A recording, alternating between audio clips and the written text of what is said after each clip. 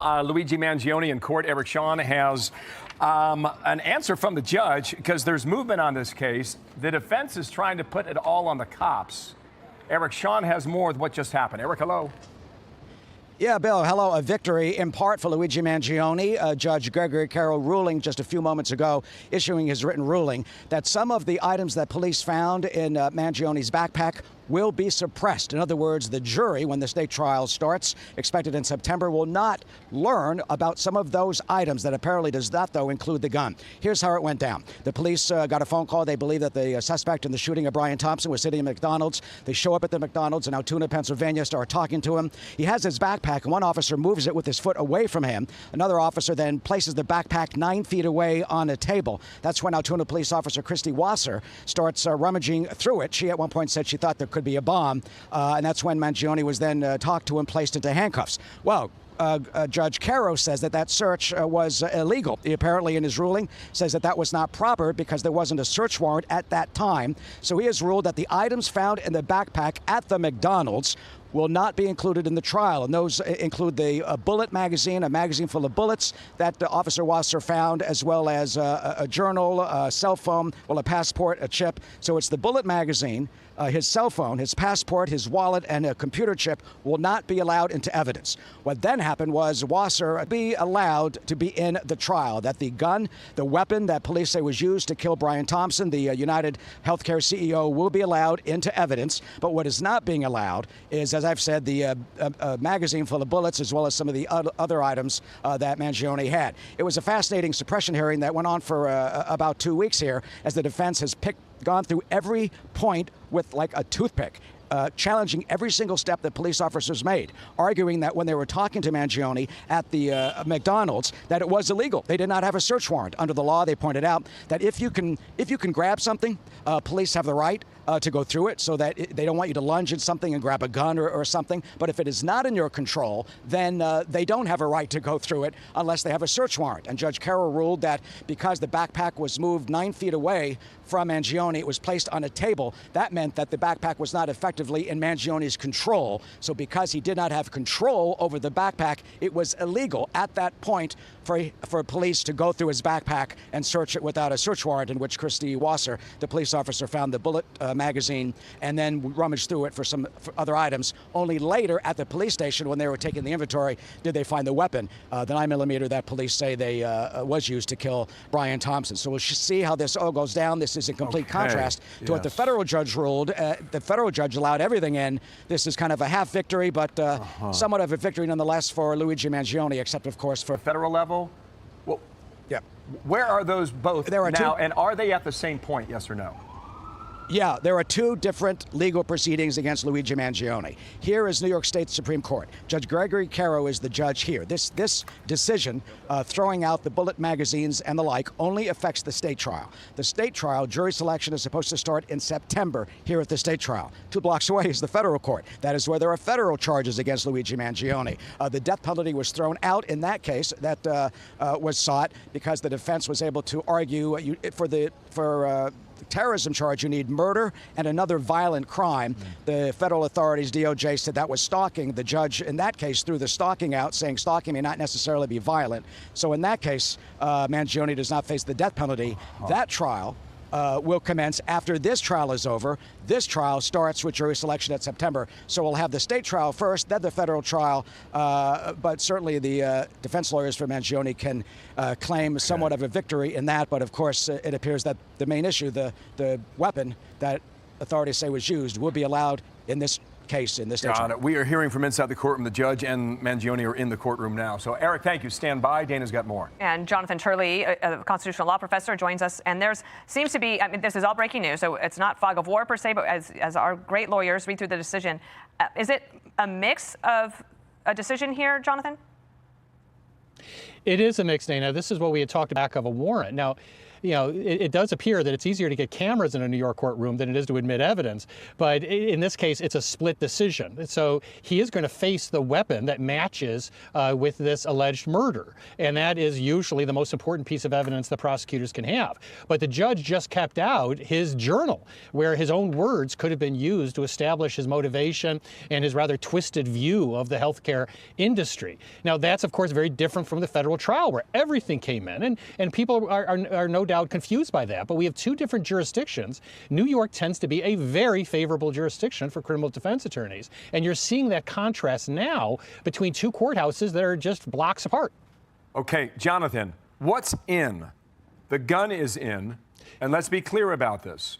What else, in terms of evidence, will the prosecution use? Well, they have the videotape itself of the killing. Now, you cannot make out clearly the face of the shooter, but obviously you have the clothing and other issues that match Mangione.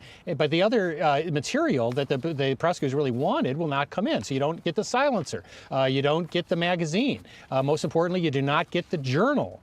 Those things would be kept out. Now, keep in mind, that can be re-examined for the purposes of impeachment, rebuttal. Things can happen at trial where the court can be asked to reconsider it, to help this defendant out to ignore evidence. Now, what they just got is a benefit in that they will have to ignore less evidence, but they still have to ignore the gun, the videotape, which are pretty powerful pieces of evidence. Professor, can I ask you something? It might be a dumb question, but the defense... No dumb questions. Is the defense arguing that he wasn't there? Like, have they provided an alibi, like he's supposed to be somewhere else? Well, they haven't yet suggested an evil twin defense, but it comes almost to that because the person on that videotape bears striking resemblance to their client, and they also now have their client in possession with the gun that killed this healthcare executive. So that's why this is becoming more of a jury nullification argument, that someone on the juror may be enamored with him, the way that so many apparently are in New York City. But yeah, they're going to argue that you can't prove that he was there. Now, it's very unlikely that they will put him on the stand. In a case like this, the defense tends not to put defense on the stand, particularly when you've got successful motions of suppression, because you don't want to trip a wire that could get the court to reconsider the admission of some evidence, particularly that journal. Can I ask one other thing then? Because he does have, and we know, and it's disturbing, he has this fan base and this hysteria surrounding him. But the reason he has a fan base is because they want him freed because they think he was justified. It's not that they think he was innocent. Do I have that right? Ignore some of the evidence, and in this case, they will have to ignore less of that. But you're absolutely right. The people that are enamored with this individual believe that he was justified, and that's the one argument they cannot make in a courtroom. The judge would be on them like ugly on moose the minute they make that type of argument. Yeah. So our producer in the courtroom, Maria Peronich, summarizes it this way, and give me a course correction if I'm stating it incorrectly in any way, Professor. There were two searches at the time that Mangione was picked up in central Pennsylvania. One was at the McDonald's that we've seen on body cam. The other was at the nearby station house, correct? All right, that's what we're talking about here. And the search of the backpack at the McDonald's was considered improper on behalf of the judge because it was not in the immediate control of the defendant. And the items found during that search at McDonald's will be suppressed. The gun will not be suppressed because it was found at the police station. All right, so far everything's on the table, right with that? Yes. That is correct.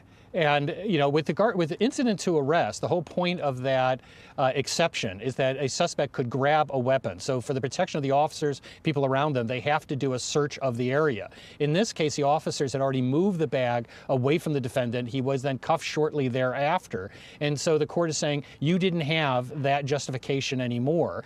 The federal court does not agree with that analysis, but the federal court's applying federal case law, not New York case law. The inventory exception is that they have a right to inventory everything in your possession once you are arrested. And so that means that this is going to come in. Now, I have to say, in defense of these officers, there's discussion that you can hear as they try to get this right. I mean, the officers are debating among themselves, how should they proceed here? These are not officers that were trying to violate the Constitution or anything else. It seems to be a good faith effort to stay within the lines. It's just that in these type of circumstances, the time and distance elements get really blurred. And even officers at the scene had a hard time trying to decide how they should act and what they should act under. My last question for you, Professor, is, and you might not know this, but his criminal defense has got to cost a fortune. Is his family paying for this, or is this being done by groups or fundraising? How is that working? Yeah, we don't know that. Even if this is, at least I don't know that, even if this is a public defender, it will cost a fortune, even though those people are in the employ of the state. But we don't know that. But this is going to be a very expensive case, even though, as we talked, Dana, earlier, there's not a lot of give at the elbows for the defense here. The fact that the gun came in, the fact that they have the videotape, the fact that the jury can look at it, doesn't leave a whole lot for the defense. But in a very curious way, that tends to make the defense even more expensive as you try to find some way to thread that needle. Professor, thank you. As we sort through this, let's go back to Eric Shawn. And Eric, let's go. That's the magazine that full of bullets that Officer Christy Wasser found wrapped in wet underwear, because that was found in the backpack at McDonald's. The backpack was 9 feet away at another table, placed there by a police officer. Therefore, Judge Carroll found that it was not in the control of Mangione, and that was an illegal search because there was no search warrant at that time for that backpack. The cell phone that he had, his passport, his wallet, and a computer chip that Christy Wasser, police officer Wasser, found at the McDonald's. She then takes the backpack, an 11-minute or so ride to the police station. He's arrested. They start going through the backpack. She finds the gun. She finds a diary. That will be allowed in. The red diary will be allowed in, and the weapon will be allowed in. The judge in his ruling points out that the diary was opened, that police officers, for inventory purposes, photographed every page of the diary as they took that in. So obviously the judge has ruled that that was a legal search at the police station, which include those items. So that's why we're basically saying, I think Jonathan Turley is right, it's kind of a half victory, half win. Something's out, but most importantly, it appears now that the diary will be allowed in, and the weapon, the 9mm gun that police say was used to kill Brian Thompson, will be allowed in, as far as we can see now. The journal's in, the gun's in.